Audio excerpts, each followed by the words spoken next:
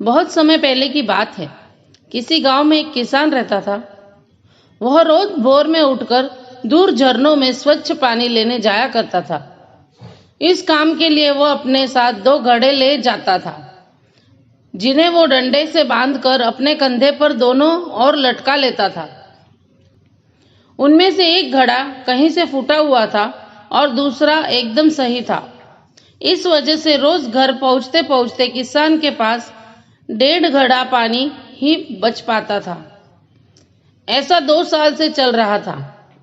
सही घड़े को इस बात का घमंड था कि वो पूरा का पूरा पानी पहुंचाता है और उसके अंदर कोई कमी नहीं है। वहीं दूसरी तरफ का फूटा घड़ा इस बात से शर्मिंदा था कि वो आधा पानी ही घर तक पहुंचाता है और किसान की मेहनत बेकार चली जाती है। वहीं दूसरी तरफ फूटा घड़ा इस बात से शर्मिंदा था कि वो आधा पानी ही घर तक पहुंचा पाता है और किसान की मेहनत बेकार चली जाती है। फूटा घड़ा ये सब सोचकर बहुत परेशान रहने लगा और एक दिन उससे रहा नहीं गया।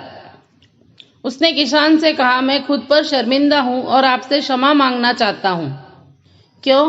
किसान ने पूछा। तुम किस बात से शर्मिंदा हो? शायद आप नहीं जानते, पर मैं एक जगह से फूटा हुआ हूँ और पिछले 2 साल से मुझे जितना पानी घर पहुंचाना चाहिए था, बस उससे आधा ही पहुंचा पाया हूँ। मेरे अंदर ये बहुत बड़ी कमी है और इस वजह से आपकी मेहनत बर्बाद होती रही है। फूटे घड़े ने दुखी होते हुए कहा।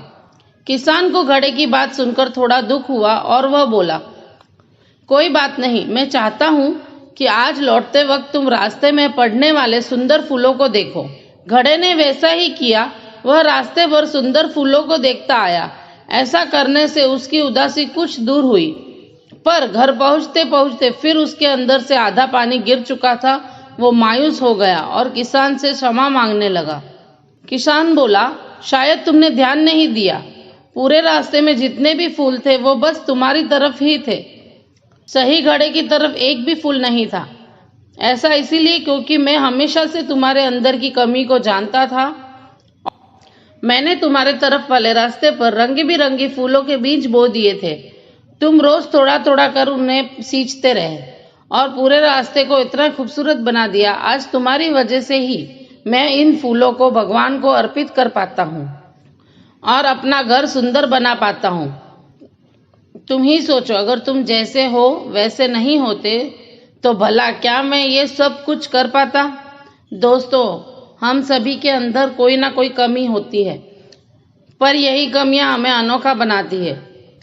उस किसान की तरह हमें भी हर किसी को वो जैसे है वैसे ही स्वीकार करना चाहिए और उनकी अच्छाई की तरफ ध्यान देना चाहिए।